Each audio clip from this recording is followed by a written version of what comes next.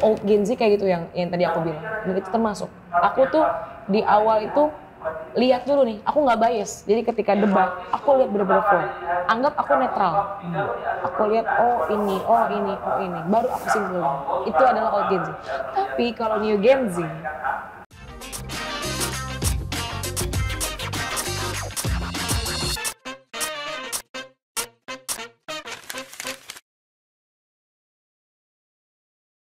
yang aku di tengah.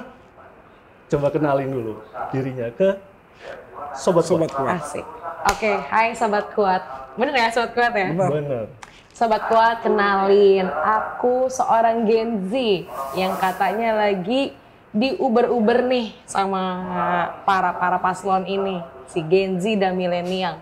Kenalin, aku Putih Anissa. Umur perlu nggak ya? Jadi malu nih. Lu 19 berarti Pak? 19? Enggak lah, nggak semuda itu. Berapa dong? Jadi malu nih. Awet muda ya? Awet 24, nggak semuda itu kok, 24. Tapi ya masih masuk lah Gen Z kan? Masih Gen Z. Saya juga Gen Z. Old Gen Z. Old Gen Z kalau aku bilang. Ada Young Gen Z juga. Ada lah. Nah ini nih yang perlu aku kasih tahu nih. Jadi, kenalan dulu ya, salah ya? Ya udah. Nggak apa-apa. Itu sih, aku namanya udah, umurnya udah. Apalagi yang mau ditahu nih? Status? Aduh, status apa nih? Mahasiswa apa bekerja? Itu loh, kamu ini. Bisa aja ya, bapak-bapak ini. Jangan panggil kita bapak dong. Jangan. Salah. Apa dong? Kakak. Bareng lagi. Kakak. Oke, karena hari ini spesial banget nih, makanya aku manggilnya kakak-kakak. Iya. Host, terima kasih host. Kok jadi kebalik ya? Serius langsung gue nanya nih. Iya. Status ya aku bekerja sekaligus tim sukses TKN. TKN apa tuh? Oh, TKN kan cuma satu kan? Oh, TKN tengah ya? Iya dong. 02 bro. 02. Nah, ternyata di TKN 02 ada Gen Z yang dia ini dedikasinya luar biasa. Jadi kita itu sebagai media itu banyak berinteraksi dengan tim-tim pilpres. Terlebih ini mau 1, mau 2, mau 3. Iya. Tapi ada sosok Putih Anissa ini yang kita nih kita dapat pergokin nih. Bercokol di struktural. Umurnya 24 tahun, terus kiprahnya luar biasa. Nah, jadi pertanyaan pertamanya gini, kenapa lu sebagai ini ada dosa-dosa lagi di disuruh dengar sambil dengar ceramah gitu. Kakak, silakan Kak. Pertanyaannya gini, kamu Gen Z, umur 24, tapi yang kita kenal di activity itu, kamu itu bukan lagi anak mami yang mendapatkan uluran sokongan keuangan dari orang tua. Kamu sudah mandiri dari sejak remaja banget. Tuh, coba lu jelasin ke Sobat Kuat nih. Jadi intinya kok bisa gitu ya? Oke, Sobat Kuat. Sobat Kuat, jadi gini, aku memang senang ya dari dulu itu segala-segala itu udah tertata. Jadi walaupun aku masih muda, aku udah mikirin tuh dulu, oke, aku mau kayak gini. Itu udah ada di benak aku tuh, kakak-kakak semuanya. Iya. Jadi kalau misalnya pertama ditanya kenapa kok bisa aku ini udah mandiri, itu pertama dari niat. Jadi memang aku dari dulu udah niat. Bodoh amat nih aku nggak jajan, aku sisihin buat nanti aku kuliah, aku buka perusahaan. Tapi kamu nggak jajan-jajan, nggak stunting kan? Aduh, khawatir nih. Tenang, makan aku banyak. Oh ini for your information juga nih kakak-kakak sekalian. Aku makannya banyak banget. Tapi jangan kaget aja. Ini bener kan aku ngomongnya? Tanpa diet? Enggak, aku memang nggak bisa gemuk. Begitu. Jadi memang genetik. Bahkan makanan yang tadi ada di sini hilang semua dimakan dia. Oh, ada black hole soalnya. Terus kamu nggak jajan, kamu saving. Kamu ngapain dengan saving itu? Dengan saving itu aku buka perusahaan. Umur 18 tahun. 17 akhir lah, 17 tahun akhiran. 18 buka langsung. Karena kan 17 tahun itu aku mencari partner. Karena kan harus buka perusahaan ada partnernya. Minimal kalau dulu masih 3. Ya kan dengan 3 suku kata PT gitu loh. Kalau sekarang boleh minimal 2 pengurusnya. Terus? Gitu. Akhirnya aku buka, waktu itu aku masih bercenderung di IT cuma di software. Jadi aku Anak lulusan SMA bikin usahanya IT software. Ya. Kok bisa? Ilmunya dari SM. Nah, aku itu seneng namanya market research. Jadi aku cari tuh apa yang lagi dibutuhkan 2 tahun atau 3 tahun ke depan. Dan aku lihat, oh teknologi akan berkembang nih di masa depan. Jadi kayak oke, berarti yang kita butuhkan adalah penyokong teknologi. Membantu manusia dalam mengerjakan segala pekerjaan. Jadi dibantu. Karena ada namanya tuh, ya kalau konvensional kan kita nih bener-bener pure nih kita ngerjain. Nah ini kita bermain di teknologi, membantu. Pause dulu, mundur lagi ke belakang. Kok kamu di usia remaja udah punya kesadaran semacam itu? Gimana ceritanya? Nah, jadi mungkin berangkat dari latar belakang aku dulu sempat tinggal di luar. Yang kita tahu memang luar planet. Di luar negeri. Perlu disebut juga? Sebut dong. Oke, Kalau di Zimbabwe, Timor Leste, ya kan? SD aku sempat tinggal di Inggris. SD di Inggris, di Edinburgh. Itu di sana itu sifat orang-orangnya memang individual. Jadi kalau kita kan di Indonesia ini aku lihat ya, itu bener-bener ya yuk keluarganya ada. Kalau di sana jarang. Jadi kenapa aku bisa tertanam itu ya itu mungkin dari tekanan kali ya di sana kayak sendiri aja nih mau ngapain ya gitu. Jadi jarang ada rubi-rubi kawan-kawan, geng-gengan nggak ada gitu. Dan pada waktu itu ada mungkin geng-gengan ada, cuman ya balik lagi bener tuh yang kayak di film-film tuh ada pembulian dan lain-lain. Aku bukan korban bully ya enggak ya, cuma maksudnya aku sebagai pengamat aku tidak membuli dan tidak dibully. Jadi aku ngelihat oh berarti aku harus punya sisi awareness buat diri aku sendiri. Jadi intinya pengukuhan prinsipal lah. Itu terbangun tuh gara-gara itu sebenarnya. Oke, semenjak itu ternyata begitu aku coba, aku praktikin, oh enak juga ya untuk merencanakan segala sesuatu. Jadi ketika aku mentok ada exit way ini, begitu mentok ke sini, ada ke sini, ada ke sini. Jadi beruntun. Kamu di Edinburgh itu umur SD? SD. Jadi kita umur 7-8 tahun sampai umur? Aku ya umur 7 tahun. Oke, sampai umur? 12 ya. 12 itu karena situasi sosial di sana begitu itu, kamu terbangun gitu ya? Iya. Jadi baik dari mental, ya mental ya kita bilangnya konsol itu. Mental itu aku lebih ke aware tentang hal-hal yang kayak gitu. Oh ternyata, bahkan ini aku sih melihat ya, oh kenapa sih orang bisa kayak gini. Itu aku klik waktu itu SD. Entah kenapa tuh seneng aja aku. Udah rasa wonderingnya emang aku sih dari kata mamaku dari kecil udah bawel sih. Udah kayak itu apa ibaratnya gitu kan. Itu apa kok burung bisa gitu, kok warnanya kayak gitu, nah kayak gitu. Emang kritis aku tuh lebay kali ya. Jangan di umur itu kamu udah berpikir nanti presiden yang harus gue dukung Prabowo deh. Enggak, itu menjurus Curiga rebel ya. Kan Prabowo sering di Inggris katanya. Iya, emang kan? Dulu. Jangan-jangan itu satu alam gitu kan. Jadinya terbentuk tuh kita telepati gitu kan. Belum lahir pada waktu itu. Aku lahir tahun 99. Iya, oke. Terus kamu pulang ke Indonesia. Tadi ya sampai SMA lah ya intinya ya, bikin bisnis. Bisnisnya jalan, lancar? Alhamdulillah lancar sampai sekarang. Terus tiba-tiba kamu masuk ke politik? Nah ini, jadi ceritanya namanya ya berbisnis ya, kakak-kakak sekalian. Kita mau ngebuka network istilahnya. Waktu itu aku kayak iseng aja pengen ikut jadi anggota gitu kan. Ikut anggota aja deh, anggota relawan deh gitu kan. Pengen lihat aku. Dan ternyata waktu itu belum ada Mas Gibran. Belum ada Mas Gibran, jadi aku iseng aja. Ternyata aku ditunjuk nih sama, kan itu udah sering tuh aku ngeliat kan ketemu sama sekretariat, Bang Fauzi. Fauzi siapa nih? Fauzi Badila dong. Oh, keren. Aksa keren tuh aku sebut. Mengejar matahari. Mukanya ini nih, mukanya iya, ini deh. Ting gitu kan. Terus. Terus ada Bang Haris Susimoti. Ini mukanya nih. Ini mukanya ting gitu. Dan ya yang kebetulan itu mereka semua juga diutus sama Bapak Prabowo dan Pak Dasko. Supi Dasko itu untuk Prabowo mana nih? Prabowo Subianto. Oh, Prabowo Ting Subianto. gitu kan. Ting. Harus lengkap sekarang mau nama iya. tuh. Nanti Bapak, diasosiasiin sama bener. kayak gitu-gitulah ya. Bapak Prabowo Subianto dan Bapak Ahmad Sufmi Dasko. Oke. ditunjuk untuk koordinator relawan tuh Bang Fauzi dan lain-lain. Aku ke sana dan ternyata alhamdulillah mungkin melihat aku sosok yang bawel, kasarnya bawel itu dan kritis, jadinya para petinggi-petinggi itu minta tolong untuk bantu nih di bagian area Gen Z dan milenial. Sejak tahun 2023. Sebab kenapa itu penting kita tanyakan sama beliau ini? Iya. Beliau. Beliau. Dia udah panggil kakak, kita panggil beliau. Gimana sih ini?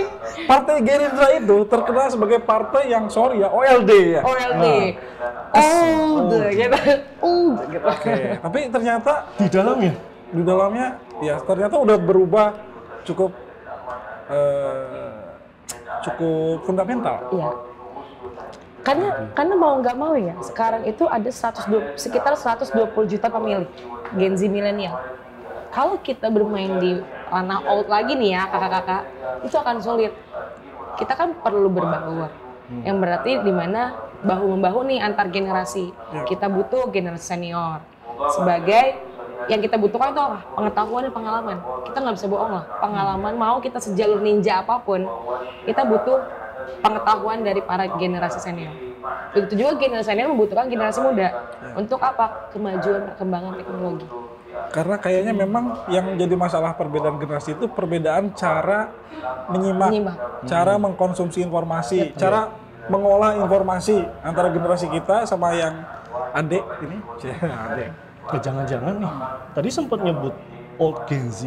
Jangan-jangan ada beda lagi nih dengan Gen Z yang lain. Itu yang menarik. Jadi aku sempat ngobrol-ngobrol nih sebagai ya oke, aku punya tugas untuk Gen Z milenial, perlu dong aku dalemin generasi aku sendiri.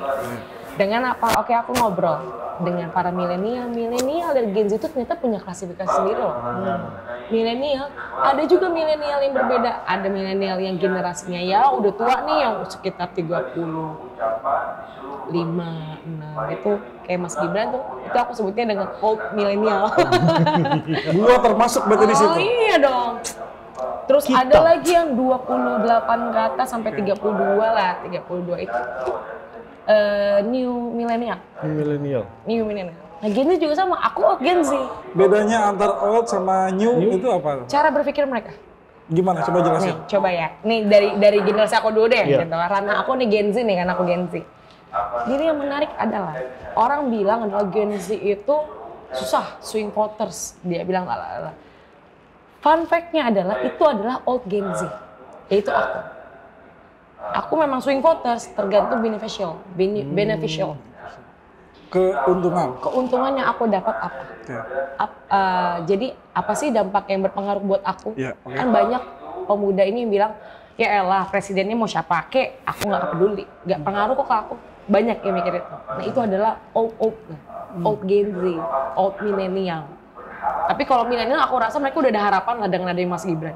Mas Gibran itu benar-benar representatif mereka lah. Jadi menurut aku yang old new itu berlaku ke Gen Z, lebih ke Gen Z.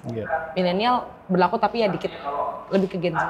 Itu old Gen Z kayak gitu yang tadi aku bilang. Dan itu termasuk. Aku tuh di awal itu lihat dulu nih, aku nggak bias. Jadi ketika debat, aku lihat bener-bener flow. Anggap aku netral. Aku lihat oh ini, baru aku simpulin. Itu adalah old Gen Z.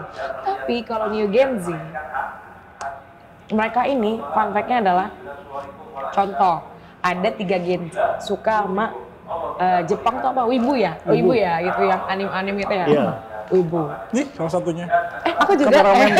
Aku juga nonton anime apa? Nanti kita bahas gitu. Itu ada yang suka anime, ada yang suka K-pop, ada yang suka western.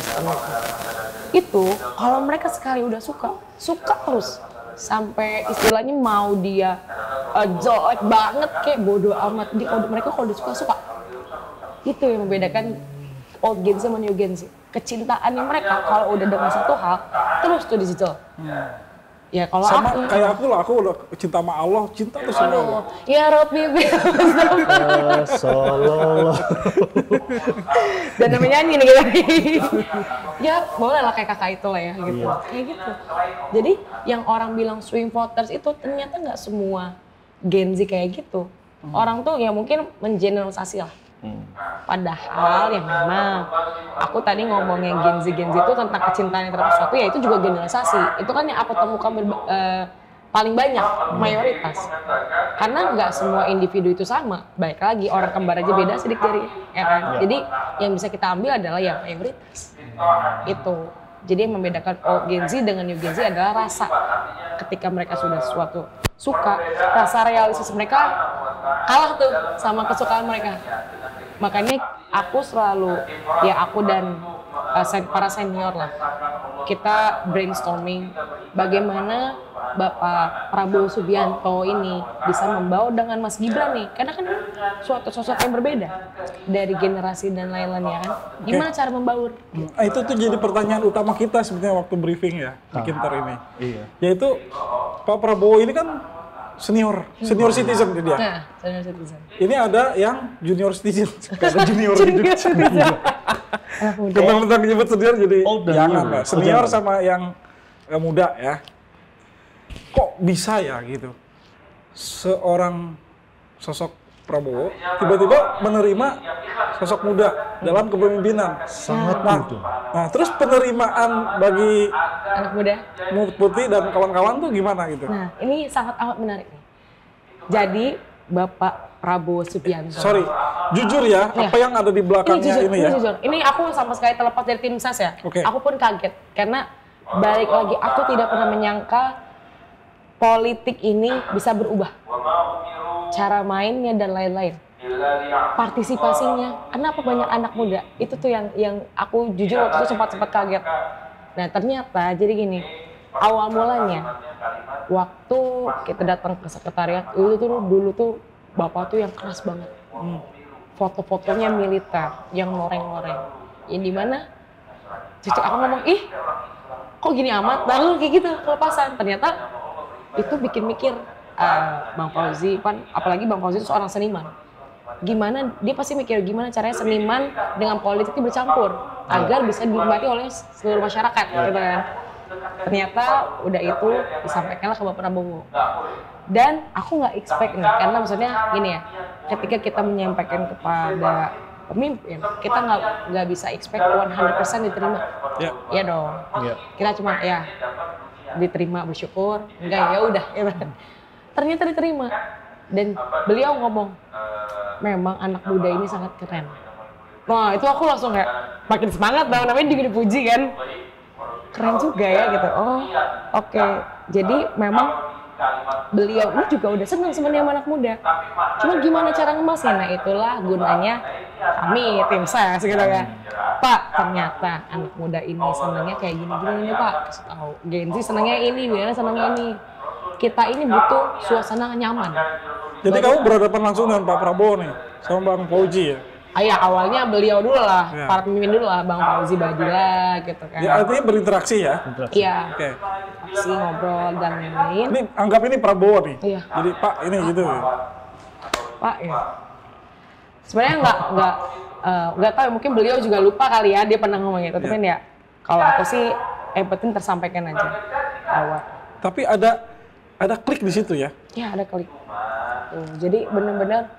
Tapi balik lagi ya, aku kan selalu menghormati para pemimpin. Jadi aku tuh apapun ide yang aku sampaikan, pertama pasti selalu ke para pemimpin. Kayak Bang Fauzi, terus Bang Haris Moti, itu Bang Dasko, itu tuh aku selalu ke mereka. Jadi ketika dikasih kesempatan tuh ya alhamdulillah gitu. Kalau enggak ya udah gitu, balik lagi tadi. Ya sudah, kamu banyak banget alhamdulillahnya nih. Iya, karena Gen Z yang gitu. sangat ini. Bersyukur. Etikanya itu bagus. Tapi menarik tuh satu kata, kenyamanan. Kesempurnaan.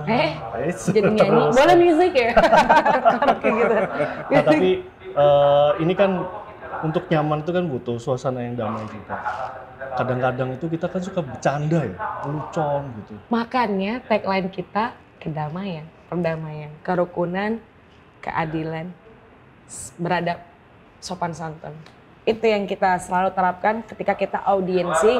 Kebetulan aku kan juga ngurusin satu relawan Satu Indonesia, membantu Bang Fauzi dan Bang Moti. Tapi kalau kompetitor kan bilang, itu kan ini aja katanya, dibuat-buat apanya yang ini apanya yang etis apa yang ini gitu. Nah, kan itu balik lagi, semua itu ada sebab akibat. Semua punya dua sisi. Ya kalau sisi kita ya silakan aja. Kita yang penting menjalankan itu dengan beneran damai, rukun, sejuk. Saya sih silakan aja mereka. Contoh deh kita lihat di Instagram. Itu 01 dan 03 itu fokus buat ngejelekin 02. Tapi sampai Kiki Saputri aja tuh waktu itu ngomong kan kayak, ih gak pernah ya aku nemuin buzzer 02 itu jelek-jelekin 01, 03. Mereka sibuk memenangkan Bapak 02, Bapak Prabowo dan Mas Gibran. Tapi 01, 03 sibuk jelekin 02. Nah itulah maksud aku. Kiki itu berulang kali trending di Twitter ya, karena orang tuh mengira dia dibayar sama 02 ya. Iya, padahal tapi enggak. Nih ya, aku sebagai tim sus tahu banget nih ya, enggak, Kiki tuh sama sekali nggak dibayar. Itu. Kiki juga bilang sama gua, Kiki tetangga sih. Kiki tetangga. Oh iya, Mbak aku juga Kirain, Kiki kan pernah datang ke sini. Oh iya, Kiki pernah kesini. Oh iya? Iya, Pernah. Tapi dia harus pakai baju napi dulu sih. acara lain gitu. Kalau di apa Andre tuh tayang? Lapor, Pak. 86. 86 mah ini yang Di lapor Pak dia kan jadi Acara baru. polisi. di sini jadi napi dia. Lucu banget. Tapi gini, kita artinya tuh gini, pengen mengklarifikasi tuduhan orang-orang soal tidak beretika, tidak santun gitu kan. Itu pada dasarnya interaksi antara Pak Prabowo dengan timnya yang Gen Z ini tadi ya, dia tidak ada resistensi bahwa anak muda ini hebat gitu ya. Nggak ada. Karena beliau juga mengakui bahwa saya ini cuma mengabdi pada negara. Itulah yang kenapa aku terharu ya. Aku jarang melihat politikus politikus yang benar-benar berhati tulus. Karena pertama egonya udah nggak ada. Dia benar-benar tulus. Ya udah tuh mau ngapain lagi coba, Kak? Iya udah kaya udah. Kaya udah. Punya jabatan udah. Menteri Pertahanan gitu loh. Dulu udah jenderal kok, kali itu udah jenderal. Purnawirawan. Apalagi kekayaan udah. Baik lagi keluarga oke. Apalagi mau dicari beliau gitu kan. Jadi presiden. Nah itu presiden buat apa? Buat apa? Buat Ya apa kan? kira-kira? Orang menjadi presiden punya ego. Gue presiden, contoh ya, gue mau duit deh gitu, misal kan gitu. Aku berbisnis buat apa? Ya buat nyari uang, make a profit. Itu ego aku. Bedanya aku udah tua nanti. Enggak, buat anak cucu. Buat adik. Bahkan nanti pas aku udah nikah, buat anak. Itu, ego tuh berlevel. Kamu udah ada calonnya? Ada. Kan ditanyanya itu. Boleh kalau ada. Salaman dong. Oh iya, silakan. Salaman aja. Salaman aja. Soalnya Gen Z yang ini, unggul ini soalnya. Aduh. Bibit bebet bobotnya oke ini. Aduh. Betul. Alhamdulillah. Nah, kita masuk ke ini ya. Kita coba bukan fanfact, apa namanya tuh? Fun fact. Fanfact, bukan fanfact, tapi fakta yang harus kita konfirmasi lah ya. Iya. Nih, dari saya dulu nih. Oke. Saya banyak lihat ekonom senior Faisal Basri bilang begini. Ini pemilu bukan kontes bayi sehat. Ini videonya. Itu memang kontes bayi sehat apa? Oke, nah nanti ditayangin dulu ya. Sampai gua tarik napas dulu nih. Nah, Kak Putih gemoy, tidak ada karakter yang berubah tuh. Tapi ternyata interaksi Pak Prabowo sama seorang putih, bukan siapa-siapa, bukan kader parpol gitu kan, cuma relawan. Belum partai aku. Belum berpartai. Kemudian menyodorkan sebuah skema campaign yang anak muda banget, beliau terima. Artinya itu karakter dia sebenarnya sangat asik ya. Asik banget. Orang ya, kalau ngobrol kayak, lu masa lupa sama gue. Ini jokes itu memang, aku pun kayak, wah luar biasa sih. Beliau itu bisa menyeimbangi antara anak muda terus. Dan dia yang fun fact-nya juga nih ya, aku pikir, aku kan cuman kayak, yaudahlah asal dateng gitu kan. Ngobrol juga ya ala kadarnya, ternyata enggak. Kemarin aja yang kayak Bang Art Roshid, terus kayak Mas Sona itu yang hipmi gitu, itu bener-bener dirangkul sama dia. Paham betul gitu. Ini bukan itu di balik kamera ya pertama. Jadi pas di kamera juga kayak gitu, aslinya juga kayak gitu. Yang aku bener-bener salut, Bapak tuh menghargai walaupun mereka itu anak muda. Jadi perkataannya Pak Faisal Basri gimana? Tentang Mbak Isa, nih kontes Mbak Isa. Nah, balik lagi. Kita ini bervisual tuh boleh dong, ya kan? Bukan berarti kontes yang dia maksud kontes bayi sehat itu perkara susu, ya kan? Perkara susu gratis, perkara makan siang gratis. Sekarang kalau kita lihat by data waktu itu ya, aku sempat lihat. Yang kita butuhkan memang itu untuk mencetak generasi emas nanti di bonus demografi nanti. Indonesia di 2030 juga ada bonus demografi nih. 2045 Indonesia emas. Siapa coba yang memajukan Indonesia? Kalau bukan yang akan lahir. Oh, jadi konteksnya adalah program prioritas itu adalah membangun masa depan. Membangun masa depan. Oke, fakta selanjutnya, Bro. Fakta selanjutnya Apa yang lu lihat? Ada videonya nggak? ada. Apa? Ada. Tunjukin Coba dulu. tunjukin. Pak Prabowo pernah instruksi, jangan jangan Contekan kita lihat lagi. jangan sebar hoax senyumin ke semua relawannya. Nah itu untuk menjaga itu sampai sekarang, itu kayak gimana? Nah ini pas banget nih.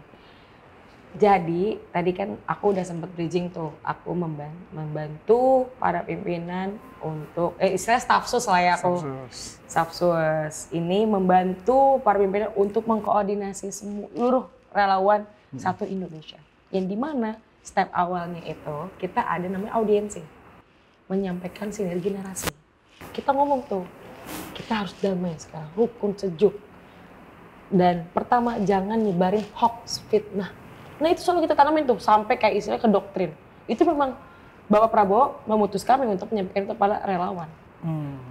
Oke, berarti Dari kalau gitu kita nyolong-nyolong. konfirmasi. Iya. Waktu itu di sini ada podcast ini tentang data podcast ini yang diundang tuh relawannya Anies namanya Ges Khalifah sama jubir Hariko. TKN Hariko Satria. Nah Oke, Hariko. ini cuplikan video. Kita gini tidak ya, bisa kita gini.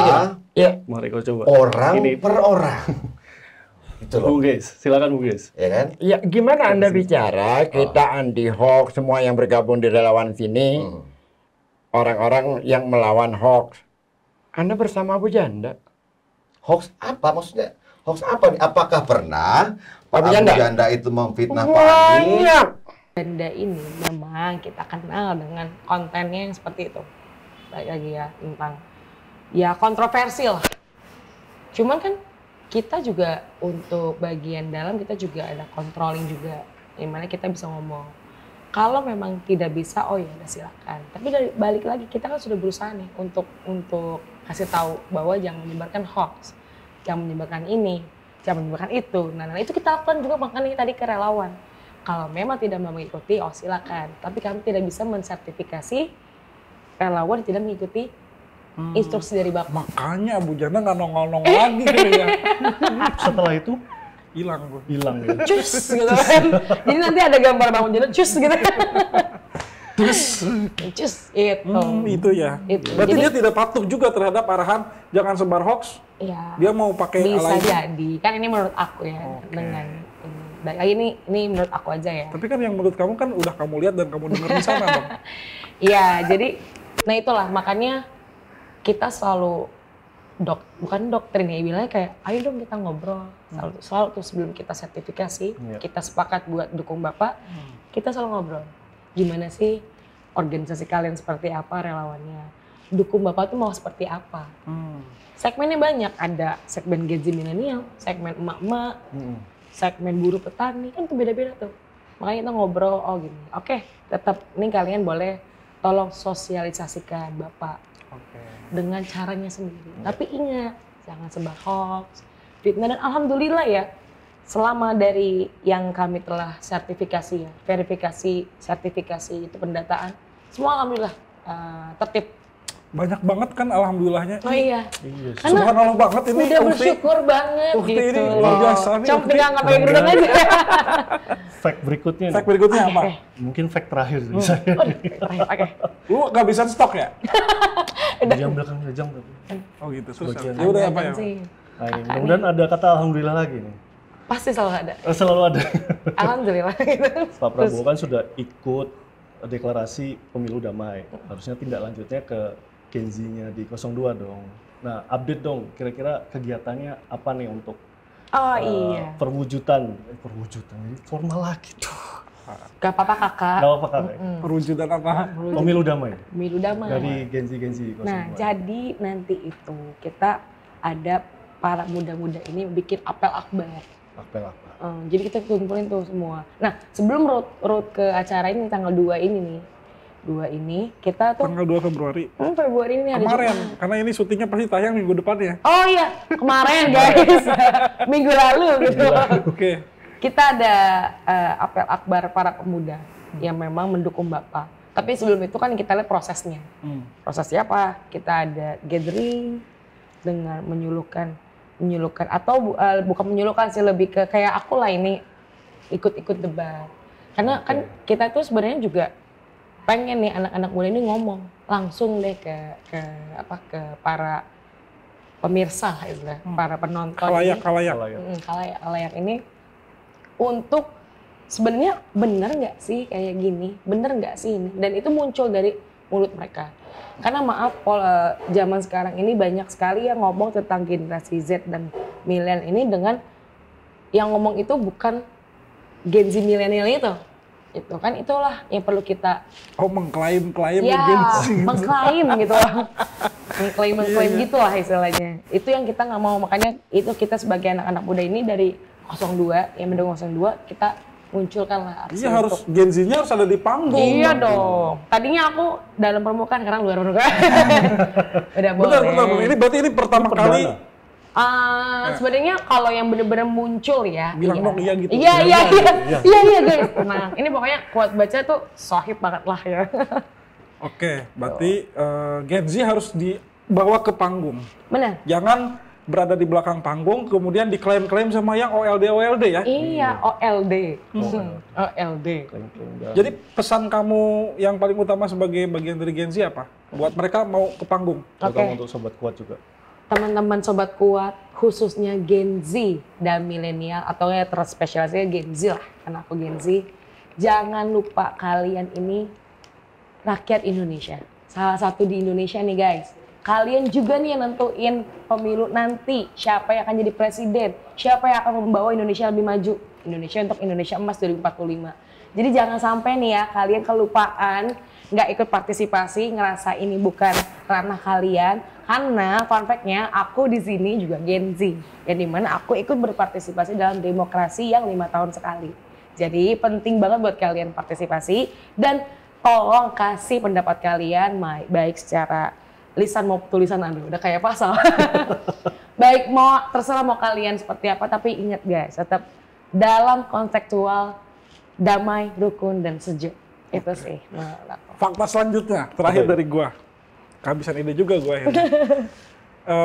Tanggal 14 Februari kan barengan sama Valentin nih. Nah, Valentin. Dia. Nih aku juga punya nih pesan-pesan untuk anak-anak muda ini nih nanti. Coba dulu, kakak dulu. Valentin kan kalau zaman kita nih ngedate. Iya. Baik udah jadian maupun masih gebetan. Ya kan pokoknya kalau kita punya gebetan gimana kakak? Ya. Gebet pacar gimana kakak? pernah sih gue pas zaman Valentin nggak punya gebetan. Tidur lah akhirnya. Tapi kan lumrah bahwa gebetan jalan gitu kan. Terus akhirnya lupa waktu ya kan. Wah jalan-jalan nih ke puncak gitu kan, nginep rame-rame sih, nggak dua-duaan kita. Emang lu? Lu kan di puncak terus kan? Emang rumah lu di puncak? Iya gitu. Oke. Lupa waktu tuh. Nah tuh apa tuh harapannya supaya Gen Z ini jangan sampai lupa waktu kayak kita dulu ya. Itu dia. Ingat Valentine lupa hari esok. Makanya ya, jadi kita tuh, kami itu para tim saya sudah memikirkan antisipasi. Pertama kita akan adakan penyuluhan 14 Februari, bukan hari kasih sayang. Tapi hari kasih suara Prabowo Gibran. Nah, gas ke TPS gitu. Coba diulangin. 14 Februari guys, adalah? Jangan lupa, sekarang 14 Februari bukan hari kasih sayang, tapi hari kasih suara Prabowo Gibran. Gas ke TPS gitu. Jadi emang kita tuh butuh ya, namanya Gen Z unik, kita perlu pakai cara yang unik, ngasih ke mereka. Biar mereka, seru juga nih. Oke, fakta selanjutnya, masih baru kepikiran. Fakta selanjutnya adalah, kok lu keren banget? Terlihat dari komen-komen di Instagram juga. Banyak banget. Aduh, apa nih? Tapi gue belum lihat sih. Kak, ini gimana? Nah, lu tuh keren banget tuh.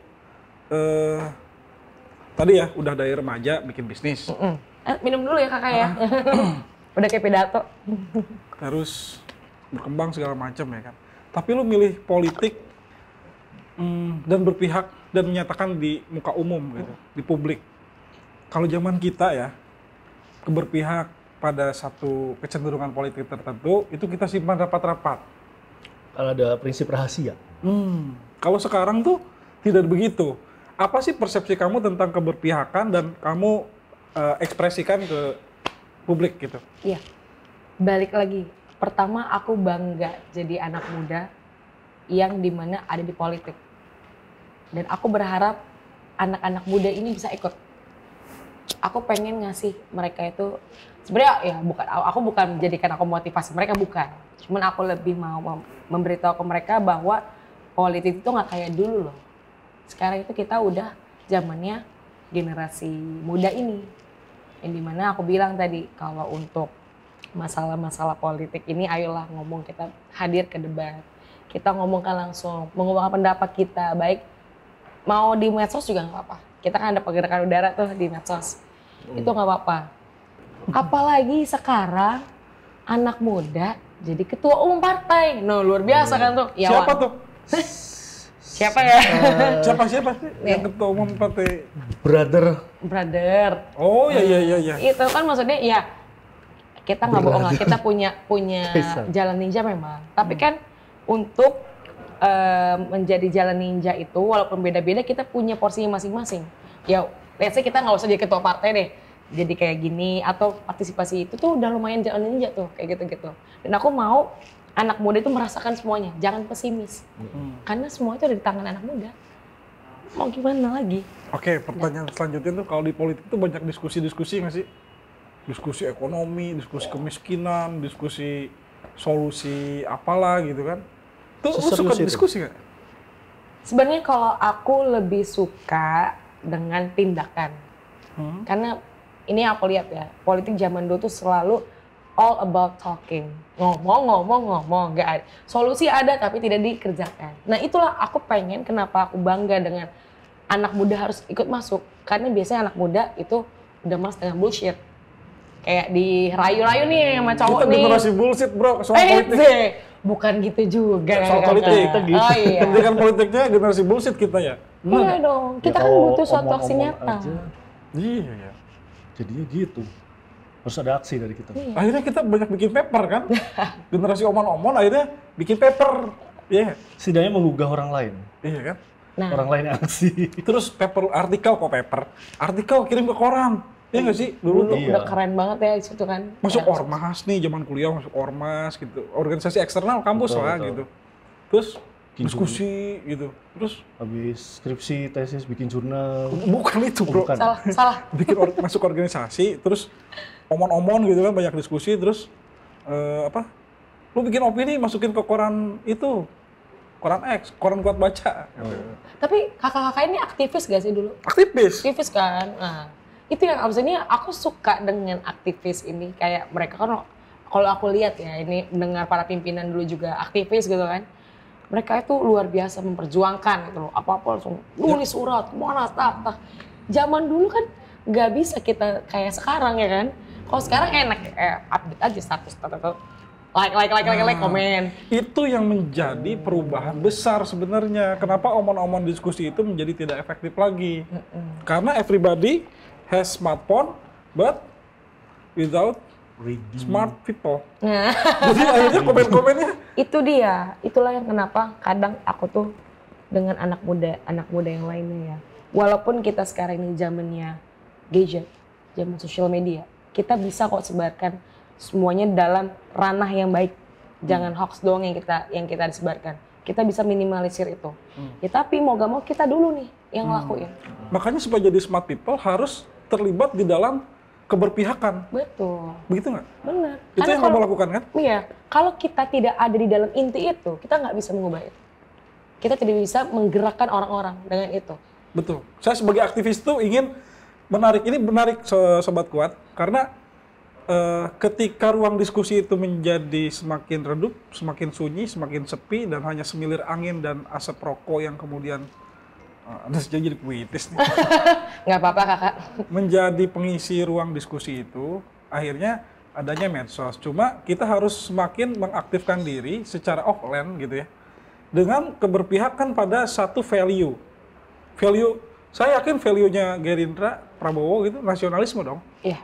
Nah, di dalam nasionalisme itu udah jelas kalau partainya nasionalis berarti ada tentang etis. Kemudian nggak mungkin lah ya, kemudian komennya aneh-aneh, nggak jelas gitu ya. Iya. Kok jadi belain sih? Kan keberpihakan. Enggak, gue nggak pihak 02. Ya. Tapi akan coblos. Salah. 14 Februari guys. Masih 14 Februari guys. Yang penting tidak golput ya. Nah, ini itu nih, dia. ini nih kakak, aku pengen ngasih tahu ke teman-teman anak muda, please jangan golput. Jangan golput. Jangan golput, karena suara kalian itu berharga. Your voice is matter, guys. Jangan lupa dong standingnya gini. Oh iya, jangan golput. Standing aku ya di IG ya. Jangan golput guys, karena suara kalian balik lagi tadi aku bilang berharga. Your voice is matter, jadi jangan menganggap kalian ini tidak diterlibatkan dalam pemilihan presiden. Karena semua harus mencoblos, makanya jangan golput. Kalau nggak yakin mau milih siapa, lihatlah minimal Putih Anissa ini. Ayo guys, anak muda. Mengidolakan Putih ya ikuti pilihannya berarti. Mengidolakan. Aku mah nggak ada fans. Siapa tahu dari penampilan perdana ini. IG-mu apa sih? Langsung ya sekarang ya. Aku mau lihat aktivitasmu di ini, nanti Di kita IG. konfirmasi. Baru Apa namanya? Putih. Sobat Kuat juga boleh follow ya. Sobat Kuat boleh follow juga Nanti ya. IG-nya Putih tampil di sini. Anissa Enting gitu. Udah centang biru. Enggak, bro. tapi enggak. Kayak ini cuman ini aja. Fallback dong nanti ya. Oh ya tenang kak. Wah, kontennya top nih sobat baca. Jadi kalau tadi ya masih ragu mau coblos siapa, buka dulu IG-nya Putih Anissa, kemudian tentukan pilihan setelah follow IG-nya Putih Anissa. Jadi karena sekarang aku udah mau keluar permukaan nih, aku akan banyak update tentang ya bukan narasi ya, lebih ke pendapat-pendapat. Tapi ingat balik lagi etika nomor 1, adab nomor 1, tetap itu dijunjung tinggi. Setuju. Jadi aku mau membuktikan bahwa Gen Z itu juga beretika nih, beradab nih dalam menyampaikan sesuatu. Iya betul. Dan mengajak sobat-sobat Gen Z lainnya. Fun fact? Enggak, udah cukup. Udah cukup. Habis idenya. Udah habis ini. Fun fact tadi kalau fun fact tadi Sobat Kuat. Fun facts langsung Fun facts gitu. gitu ya. Fun facts loh. Fakta-fakta unik ya sebenarnya itu. Kalau Sobat Kuat ketinggalan dapat baca, balik lagi baca karena kita kuat baca. Kalau nggak kuat baca, kuat nonton aja minimal. Kuat nonton deh. Kalau mau baca silakan cek di website edisi terbaru Tambang Data Jalan Aman menuju Pemilu Damai. Sobat Kuat, jangan lupa di like, comment, and subscribe YouTube kita. Di mana? Kuat Channel baca.com. Di mana lagi dong? di sini saja. Di sini saja. Oke, Oke sampai guys, ketemu. jangan lupa. Sampai ketemu, sobat.